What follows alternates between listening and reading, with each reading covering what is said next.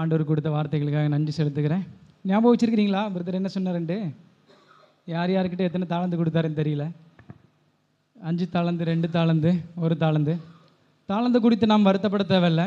But நமக்கு கொடுத்த முக்கியமான பகுதி என்னன்னு கேட்டிங்கன்னா, 5 தாளந்து கொடுத்தவனுக்கும் ஒரே ஒரு பொதுவானது என்னன்னு சொல்கிறேன். 5 தாளந்து கொடுத்தவனுக்கும் 2 தாளந்து கொடுத்தவனாக இருந்தாலும் சரி, 1 தாளந்து கொடுத்தவனாக இருந்தாலும் சரி, முக்கியமான ஒன்றுன்னு கேட்டிங்கன்னா நேரம் தான். பொதுவான நேரம் தான் கொடுத்தாரு. 5 தாளந்து கொடுத்தவனுக்கும் ஒரே நேரம் தான், 2 தாளந்து கொடுத்தவனுக்கும் ஒரே நேரம் தான், 1 தாளந்து கொடுத்தவனுக்கும் ஒரே நேரம் தான். தேவன் திரும்பி வரும்பொழுது தான் அதை கேட்குறாங்க. நாம் எப்படி அதை பயன்படுத்திக்கிறோம்? அந்த நேரத்தை நாம் எப்படி பயன்படுத்திக்கிறோம்? தேவனுக்காக நாம் பயன்படுத்திக்கிறோமா? தேவன் கொடுத்த தாளந்தை நாம் எப்படி பயன்படுத்திக்கிறோங்கிறத பிரதர் எனக்கு அருமையாக காண்பிச்சாங்க. துரதிர்ஷ்டவசமான செய்தி என்னன்னு கேட்டிங்கன்னா, நம்ம அந்த கடைசியில் சொன்ன 1 தாளந்து பெற்றுக்கொண்டவனை போல் நாம் இருந்துவிடவே கூடாது. நாம் அதிலிருந்து எச்சரிப்பான ஒரு செய்தியை கேட்டோம். அவர் இது எதில் தேவன் கொடுத்த அந்த தாளந்தை அவங்க எப்படி பயன்படுத்தினாங்க, அதாவது எதில் முதலீடு செஞ்சாங்க, இதில் பார்த்தீங்கன்னா இன்வெஸ்ட்மெண்ட் தான். அவங்க எங்கே இன்வெஸ்ட் பண்ணாங்கன்னு தான் காண்பிச்சிருக்கிறாங்க. இந்த முழு செய்தியில் பார்த்தீங்கன்னா எதில் இன்வெஸ்ட்மெண்ட் பண்ணுறாங்க? பூமிக்குரிய விஷயத்துலையா, ஆவிக்குரிய விஷயத்துலையா? அந்த 1 தாளந்து கொடுத்த அந்த மனிதன் எப்படி இன்வெஸ்ட் பண்ணான்னு பார்த்தீங்கன்னா, பூமிக்குரிய விஷயத்தில் தான் அவர் போயிட்டு இன்வெஸ்ட் பண்ணார். தேவன் அவர் எப்படி பார்த்துருந்தாருன்னா, தேவன் கண்டிக்கிறவர், நீர் ரொம்ப கடினம் உள்ளவர். அவர் ஒரு எந்த மாதிரி சித்திரத்தில் பார்த்துருக்கிறாருன்னு கேட்டிங்கன்னா, ஒரு தவறான பிம்பத்தில் அவர் பார்த்துக்கிட்டே இருக்கிறாரு. அவர் எப்படி பார்த்தாரோ அப்படியே அவருக்கு நடந்துருச்சு. கரெக்டு தானே?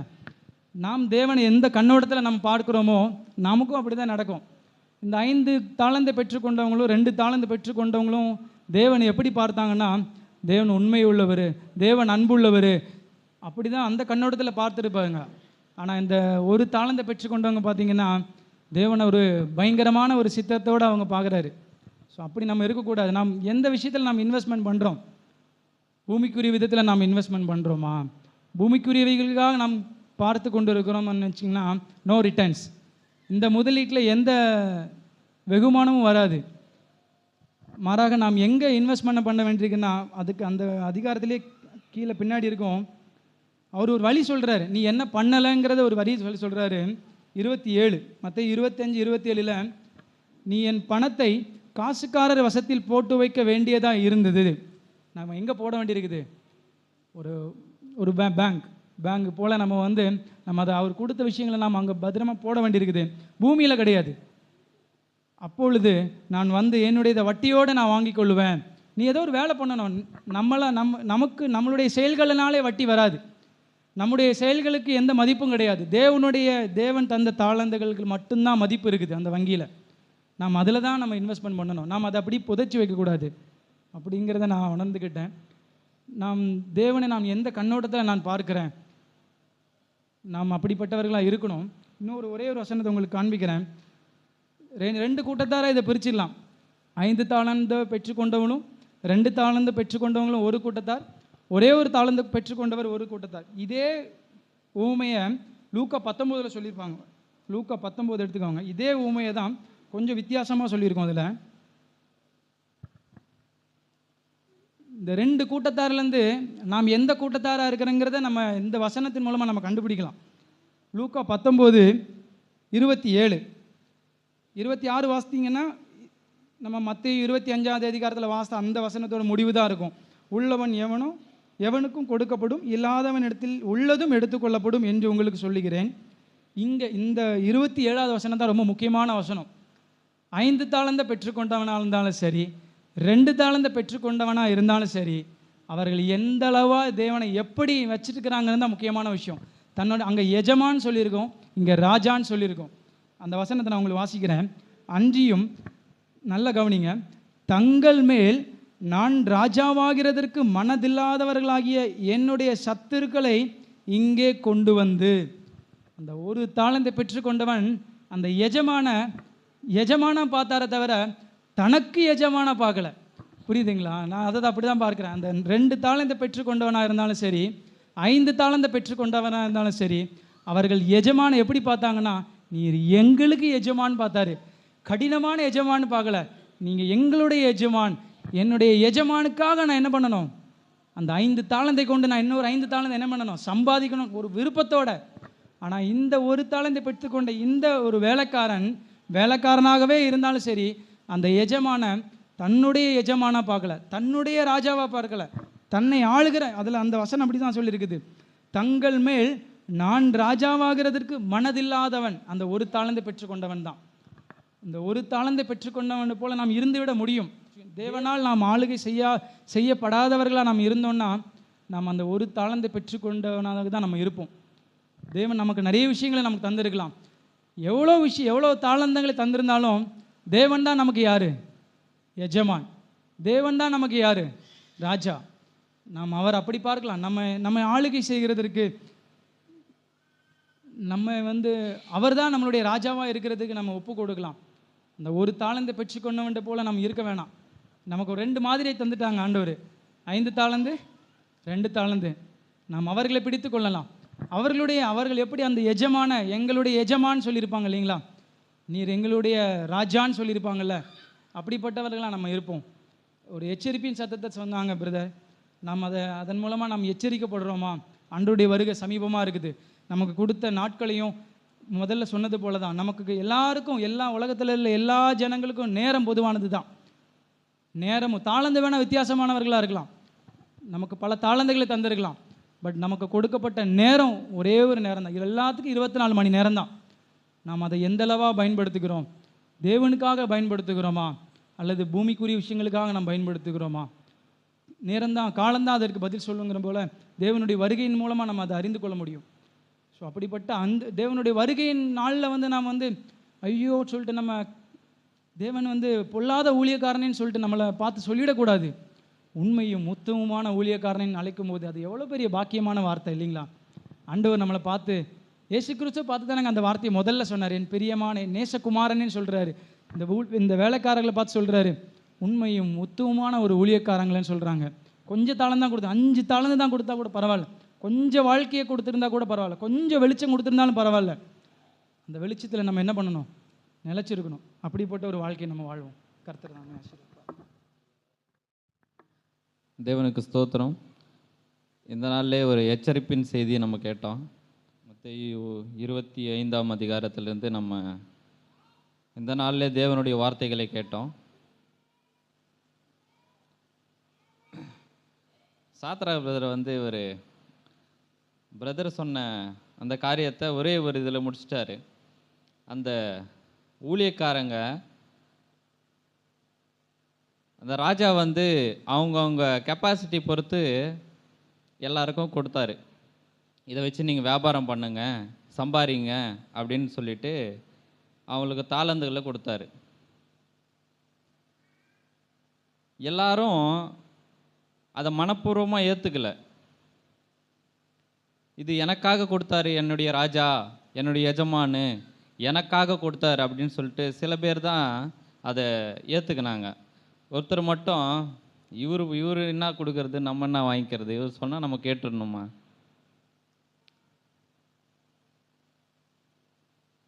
அப்படின்னு அவர் நினச்சிக்கினாரு.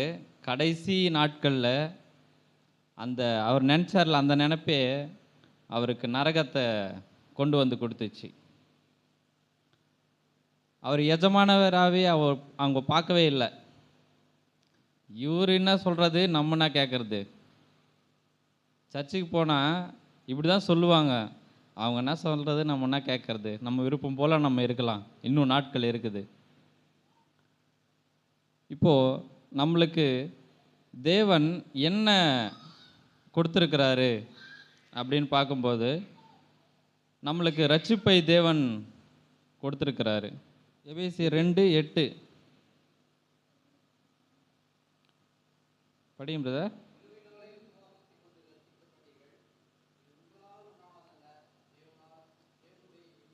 ரட்சிப்பு தேவன் கொடுத்த ஒரு வரம், தேவன் கொடுத்த ஒரு ஈவு, நம்மளுக்கு இலவசமாக கொடுத்தாரு.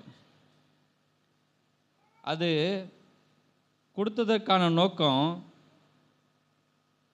நம்ம 10ஆம் வசனம் லாஸ்ட்டு படியும்.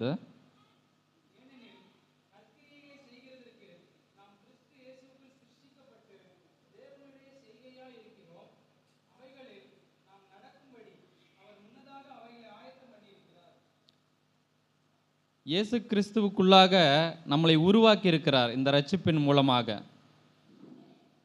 அவர் கையினால நம்மளை சிருஷ்டிச்சிருக்கிறாரு. ஏன்னா நம்ம நல்ல காரியங்கள் செய்வதற்காக. நல்ல காரியங்கள் அப்படின்னு வரும்போது இங்கே இயேசு கிறிஸ்துவை போல ஒரு வாழ்க்கை வாழ்கிறதுக்காக தான் தேவன் நம்மை ரட்சித்திருக்கிறார். இயேசு கிறிஸ்து இந்த பூமிக்கு வந்தார். வந்து கரெக்டாக 33 வருஷம் அவர் உயிரோடு வாழ்ந்த நாட்கள். தேவன் என்ன அவருக்கு வேலை கொடுத்தாரோ, என்ன தாளந்தை கொடுத்தாரோ அதை முடிச்சுட்டு யோவான் 17வது அதிகாரம் 4வது வசனம்.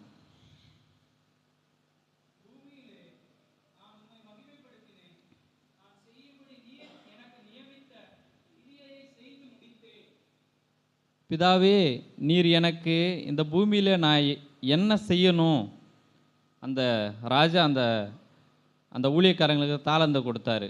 இதை வச்சு வியாபாரம் பண்ணுங்க, நீங்கள் சம்பாதிங்க அப்படின்னு சொல்லிட்டு சொன்னார். அதில் யார் அவங்க ராஜாவாக ஏற்றுக்கினாங்களோ அவங்கள மட்டும்தான் சபாஸ் நல்ல வேலை பண்ணீங்க, என்னுடைய சந்தோஷத்துக்குள்ளே நீங்கள் பிரவேசிங்க அப்படின்னு சொல்லியிருப்பார். இங்கே இயேசு கிறிஸ்துக்கு பிதா என்ன வேலை கொடுத்தாரோ அதை சொல்கிறாரு. கடைசி காலத்தில் நீங்கள் எதுக்காக என்னை இந்த பூமிக்கு அமிச்சிங்களோ, என்ன செய்ய சொல்லி இந்த பூமிக்கு அமிச்சிங்களோ அதை ஃபுல்லாக பண்ணிட்டேன்ப்பா. நம்ம வாழ்க்கை கூட ஒவ்வொரு நாளும் தேவன் நம்ம இந்த நாளில் எப்படி வாழணும் அப்படின்னு சொல்லிட்டு தேவன் ரட்சிக்கப்பட்ட நம்ம எல்லாருக்கும் என்னுடைய பிள்ளை இப்படி வாழணும் அப்படின்னு சொல்லிட்டு எழுதி வச்சுருப்பார்.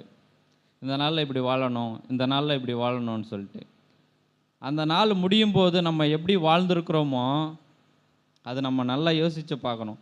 இயேசு கிறிஸ்து சொல்கிறாரு, நீங்கள் எனக்கு சொன்ன வேலையை பரிபூர்ணமாக செஞ்சிட்டேன்ப்பா அப்படின்றாரு.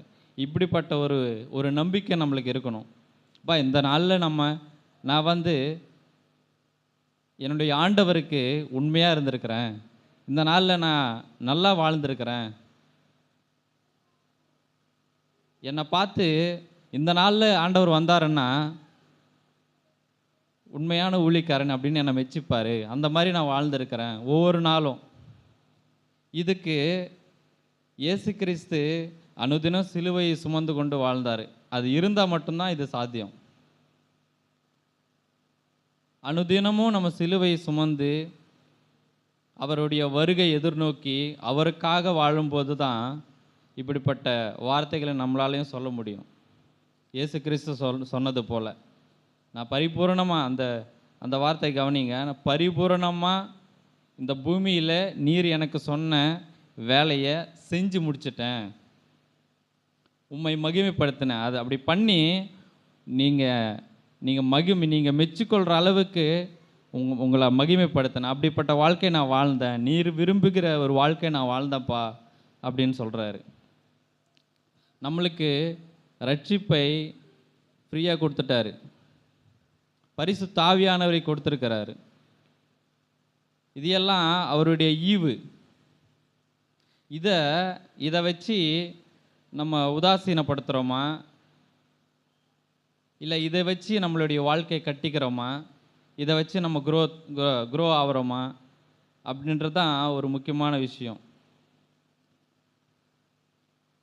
ஆமாம், பரிசுத்த ஆவி கொடுத்துருக்கிறாரு, அதனால் என்ன, எதனால் கொடுத்துருக்காரு, என்ன பர்பஸுக்காக அந்த தாளந்து கொடுத்தாரோ அதுதான் இங்கே மெயின் திங்கு.